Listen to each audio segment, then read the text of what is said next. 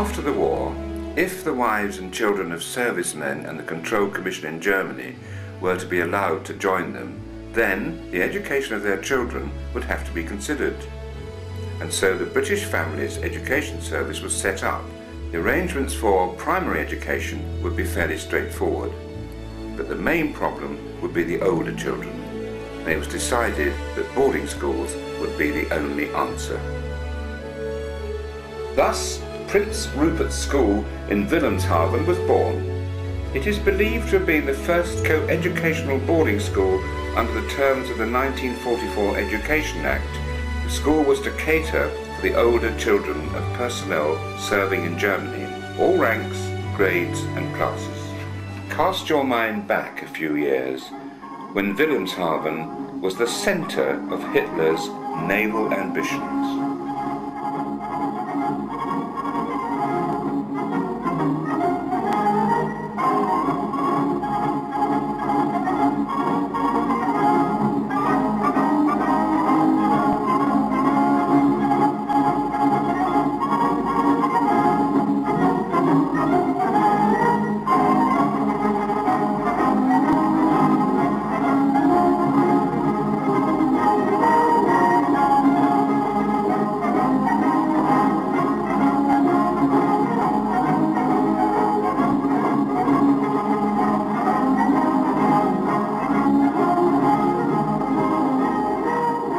Mr. Smitherman, the first headmaster in his diary, noted at the time, "I first saw my school buildings in February 1947.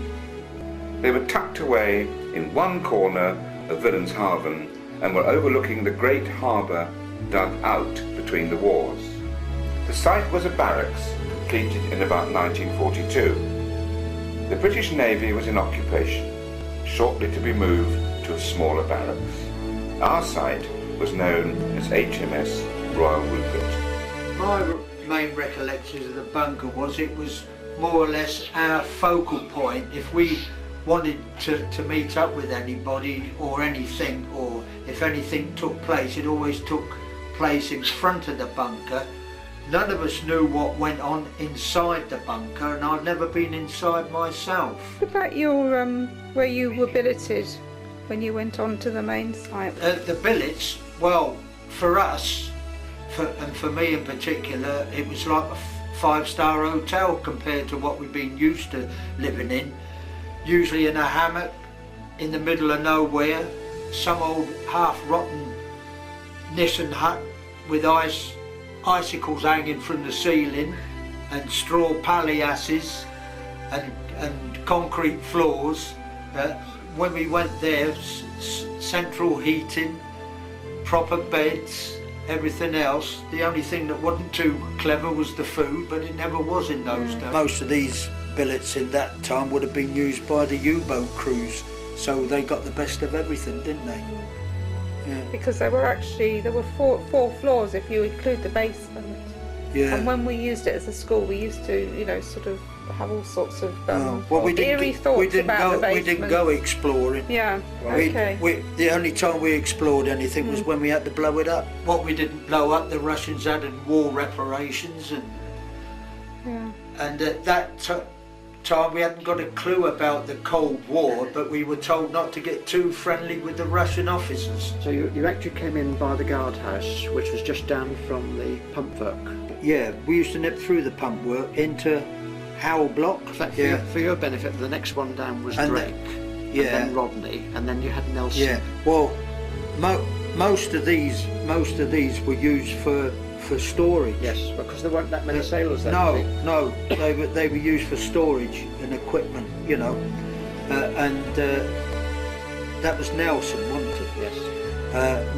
Nelson was the dining hall and the administration block, and the naval officer in charge or in command of Wilhelmshaven. That's where his headquarters. The following month, after my first viewing of HMS Royal Rupert, the decision was made to take the barracks over, and Royal Engineers were called in to help with the adaptations that were needed with a view to the school opening in the summer term.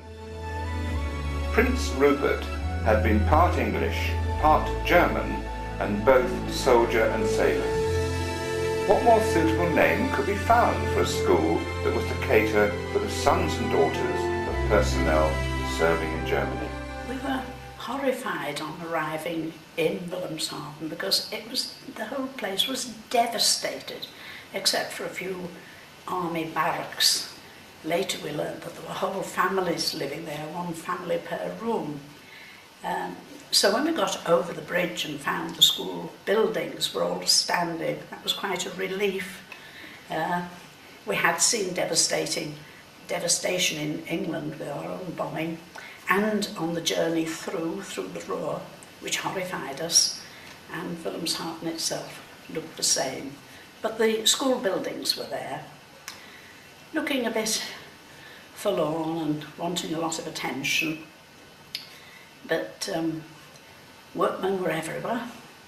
We had to report to Mr. Smitherman.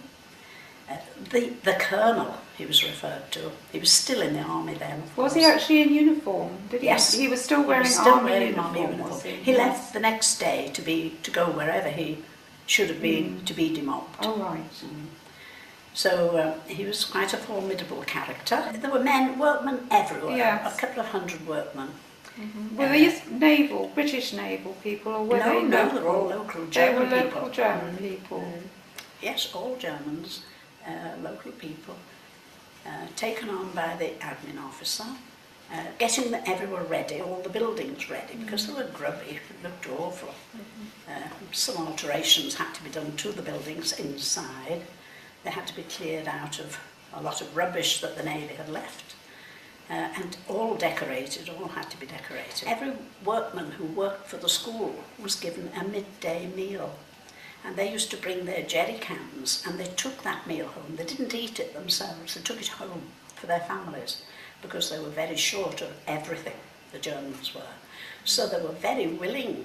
I don't know whether they liked us particularly, but they were very willing to come and work for the school. I'm pleased to have a job. Because of this midday meal, mid-shift meal they called it. Did they?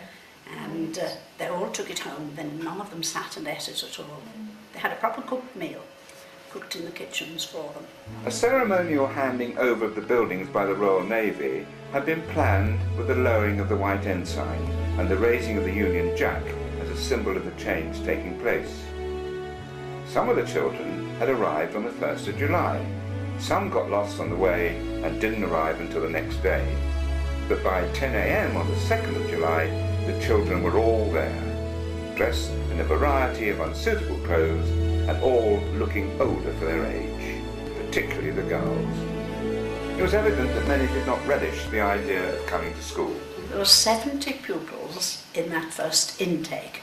Guinea pigs, we called them, because they were guinea pigs. We were trying out, and so were they.